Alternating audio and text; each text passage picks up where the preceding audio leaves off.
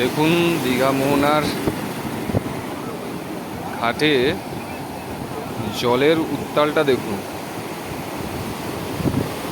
যত সময় যাচ্ছে তত সমুদ্রের ঢেউ বাড়ছে, জোয়ার বাড়ছে।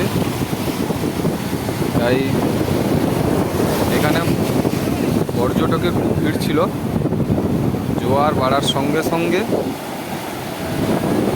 পর্যটকরা পালিয়ে যাচ্ছে,